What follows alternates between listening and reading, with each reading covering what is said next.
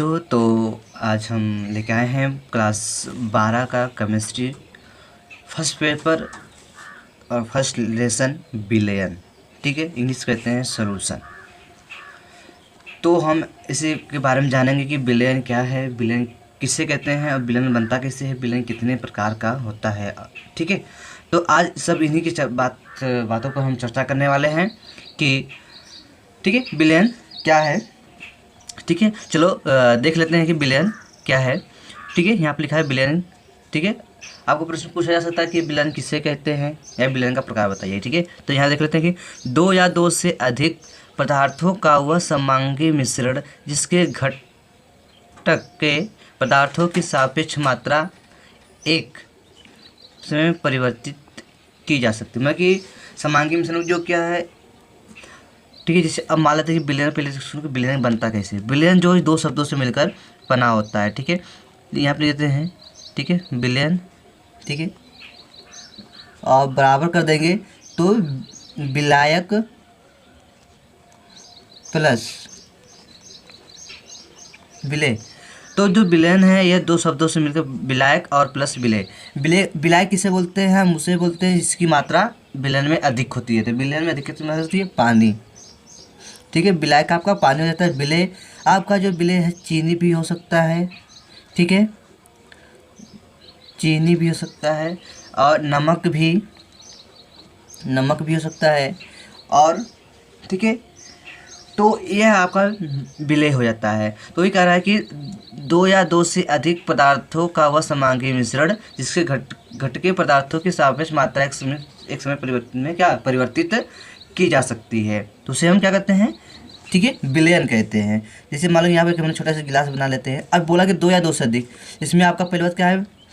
पानी भरा रहता है। तो जब पानी भरा रहता है तो पानी को हम क्या बोलते हैं? यहाँ पे लिखा है विलायक बोलते हैं। ठीक है, विलायक बोलते हैं। और इसमें हम चीनी मिला रहे हैं प्लस नमक, या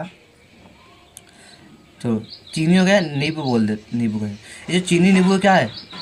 अब दो हो गया ना। देखो, अब दो या दो से अधिक चीज़ें इसमें मिला सकते हो। जो मिला सकते हो तो इसी को क्या कहते हैं? ठीक है, बिलियन कहते हैं। ठीक है, तो समझ में आया बिलियन। तो चलो देखते हैं कि अब बिलियन के प्रकार। ठीक है, क्या है बिलियन के प्रकार?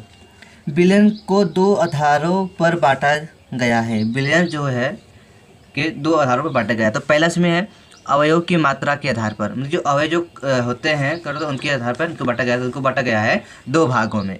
ठीक है, तीन भागों में। तो पहला है आपका तनु और सांद्र विलयन। तनु क्या होता है? ठीक है, जिसे आपका अम्ल में क्या आता है? HCl आता है और H2SO4 आता है। तो ये आप लोग देखेंगे जो केमिस्ट्री में जो पढ़ेंगे वो जानते हो कि जो एक बार क्या होता है आपका सांद्र भी होता है और तनु भी आता है। ये जो आपका अम्ल है दोनों, ठीक है, तनु भी आता है और सांद्र। तनु जो क्या कम जलन होता है।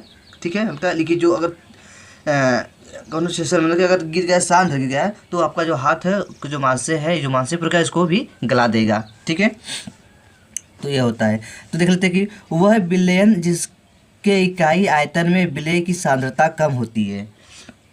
विलयन लिए हैं। अब विलयन में जो तनु है, तनु की मात्रा कम है। अगर वो आपको हाथ को नहीं जला सकता है या आपको चेहरे पे जैसे एसिड बोलते हो तो आपको कोई भी प्रकार, किसी भी प्रकार से आपको चेहरे के या किसी भी अंगों को इफेक्ट नहीं करता तो क्या आपका सांद्र कहलाता है, तनु कहलाता है। ठीक है, तो उसका विलयन जिसके इकाई आयतन में विलय की सांद्रता कम होती है उसे तनु विलयन कहते हैं। अब देखो इसमें क्या है कि वह विलयन जिसके इकाई आयतन में विलय की सांद्रता अधिक पाई जाती है, उस जिसकी मात्रा अधिक पाई जाती है, जो कि बहुत ज़्यादा अधिक, ठीक है, क्या हो खतरनाक जिसे बोला जाता है। ठीक है, वो होती है। तो उसे हम क्या कहते हैं? सांद्र विलयन कहते हैं। जैसे अब यहाँ पर लिखा था हमने क्या, HCl तनु था और H2SO4 तनु था। ठीक है, ये क्या विलयन में सांद्रता क्या होती है? बहुत ही कम होती है। ठीक है, कम होने के कारण ये क्या है, ये आपको किसी भी अंगों का, किसी भी हाथ को कहीं भी अगर गिर जाए कपड़ा पे तो उसको नहीं जला सकता है। लेकिन अगर मान लो कि HCl और H2SO4 अगर ये सांद्र गिर गया, ठीक है, क्या हो गया? अगर ये सांद्र गिर के जाएगा तो कपड़े भी गिरा तो उस कपड़े को भी जला देगा और चेहरे भी गिरा तो चेहरों को भी जला देगा। तो इसीलिए इसको बोला जाता है एसिड। आप लोग जानते हैं कि जो एसिड है या इसको हम बोलते हैं तेजाब। ठीक है। अगर तेजा हाथ पे गिर जाता है ठीक वाला तो हाथ को जला देता है और कपड़ों को भी काट देता है जलाकर। ठीक है, तो यह रहे आपके, ठीक है, पहला, ठीक है, और की मात्रा के आधार पर, ठीक है। तो तनु और सांद्र क्या होता है, ठीक है। तनु क्या होता है, विलयन में जिस वह विलयन जिसके इकाई आयतन में विलय की सांद्रता कम होती है वह तनु कहलाती है, अगर वो अधिक हो गई वह सांद्र कहलाता है। ठीक है, तो चलते हैं, अब देखते हैं कि दूसरा क्या है, संतृप्त और असंतृप्त क्या होता है। संतृप्त और असंतृप्त विलयन क्या है इसे देख लेते हैं। ठीक है, स्थिर ताप पर वह विलयन जिसमें विलय की अधिकतम संभव मात्रा घुली हो वह, ठीक है, घुली हो उसे क्या कहते हैं, संतृप्त विलयन। ठीक है, संतृप्त विलयन कहते हैं। और फिर उसके बाद देखो यहाँ से लिखा है, वह विलयन जिसमें विलय की मात्रा संतृप्त विलयन की मात्रा से कम घुली हो या कम होती है उसे हम असंतृप्त विलयन कहते हैं। जैसे मान लो कि यहाँ हमने एक गिलास बनाया और इस गिलास में हमने क्या भर दिया, पानी, जिसे विलायक बोलते हो, और इसमें मैंने विलय मिला दिया, चीनी या नमक मान लेते हैं, नमक मैंने मिला दिया। अब इस नमक में हम पूर्णतः ऐसे घोलें कि जो नमक का जो मात्रा है, ठीक है, इसे गिलास होता है इस तरह से,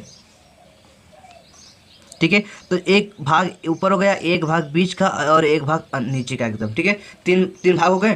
तो जब हम नमक को इस तरह से घोलें कि जो तीनों भाग है, पहला दूसरा तीसरा, तीनों भाग में जो नमक की जो मात्रा है सेम हो तो उसे हम कहते हैं संतृप्त विलयन। अगर मान लो इन्हीं में कहीं कम कहीं ज़्यादा, ठीक है, नीचे वाले में तो अधिक बैठा रहता है, चीनी घोलें चाहे नमक घोलें या कोई और भी विलयन घोलते हैं तो नीचे क्या आपका कम रहता है, तो यह आपका क्या हो जाता है, असंतृप्त विलयन कहलाता है। ठीक है, चीनी अगर नमक को हम घोल ले इसी तरफ जो तीनों जगह मात्रा क्या बराबर हो, यहाँ जितना मीठा हो उतना मीठा बीच में हो, उतना ही मीठा नीचे होना चाहिए। ठीक है, तो ये संतृप्त विलयन कहलाएगा। अगर असंतृप्त विलयन है, ठीक है, तो आपको इसी नाम से आगे मिलेगा संतृप्त कार्बन क्या है और असंतृप्त कार्बन क्या है। अगर वो सिंगल रहेगा, सिंगल बन रहेगा तो संतृप्त बोलेंगे क्योंकि क्या पूर्णतः है संतृप्त रहता है। ठीक है, तो आई होप कि आपको यह समझ में आया होगा। अगर समझ में आएगा तो कमेंट जरूर करिएगा। ठीक है, कैसा लगा कैसा नहीं। तो जय हिंद।